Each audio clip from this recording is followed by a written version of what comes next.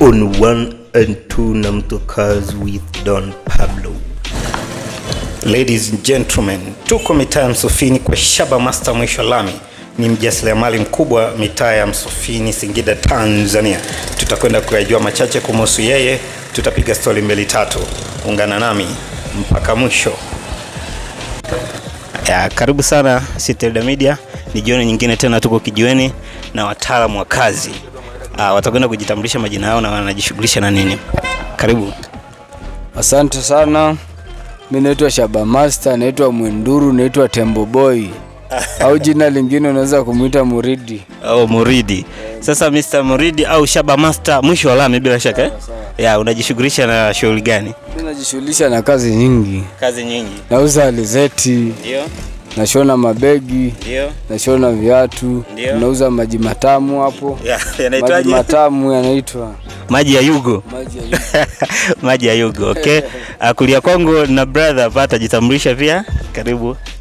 Asante. Unaitwa nani? Mimi naitwa Ali Jumanne. Unaitwa Ali Jumanne. Ni mfanyabiashara au unafanya shughuli gani? Mimi ni mjasiriamali. Ni mjasiriamali. Ndio. Je, na wewe ni mfanyakazi wa eneo hili?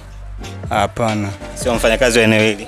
Umemtembelea bwana Shaba Master? Nimemtembelea bwana Shaba Master. Okay, jioni ya leo nimefurahi kuwa pamoja nanyi.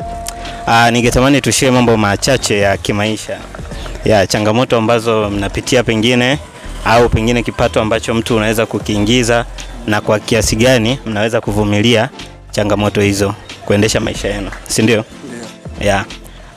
Unajishughulisha na biashara nyingi, Mr. Shaba Master. Yes. Shughuli hizi zina kuingizia kipato cha kukidhi mahitaji yako binafsi? Shughuli hizi sio mbaya. Kwa sababu tunapambana japokuwa changamoto zipo.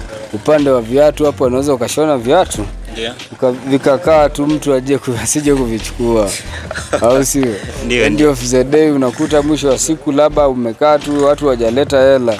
Kwa hiyo umekaa tu unaangalia kazi zingine. Kwa hiyo kwa ujumla maisha sasa hivi yana changamoto.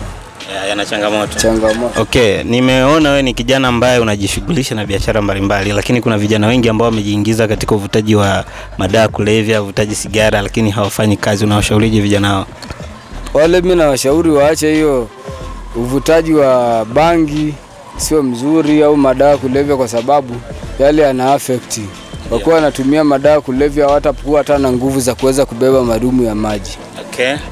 Kwa hiyo yale mimi nawashauri waache kutumia hivyo vitu, waanze kujipambania, yani waache hiyo misha ya kutumia, waanze kufanya kazi.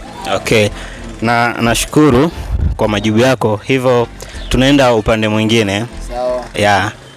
Kabla ya yote tuliweza kuwasiliana ukaniambia kwamba una utaalamu kidogo wa lugha ya Kiingereza, si ndio? Kiaina fresh tu.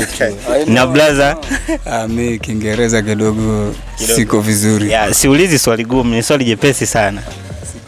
Ambalo ukifanikiwa kulipata nitakukabidhi kitita cha shilingi 10,000. Nayo hapa. Ngoja niwatolee. Naweza mkoona kijana pengine anatutania. Hii hapa. Kitita. Kitita. Anajua Kiingereza anasogea. Kuna kitita hapa. Kitita. Sawa. Kwa lugha nyepesi ya kawaida ambao tunaitumia katika maisha. Ukitaka kumwambia mtu pole kwa Kiingereza unamwambiaje? Pole. Unamwambia sorry. Unamwambia sorry. Brother. Hujui. Brother ulisema ni sorry. Na ukitaka kumwambia mtu samahani unamwambiaje? Sorry sinatumika mara mbili hiyo. Sorry. Sorry inatumika mara mbili.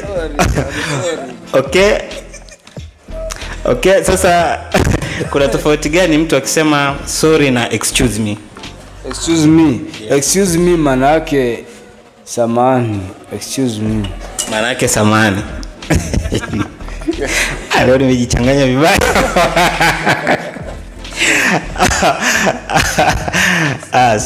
Sikutegemea. Una majibu mazuri actually. Una majibu mazuri. Umepatia kwa 80%. Sawa. Ya kwa 80%. Kwa hiyo hii 10,000 yangu tutagawana. Sawa. 5,000 kwa 5,000 kwa 5,000.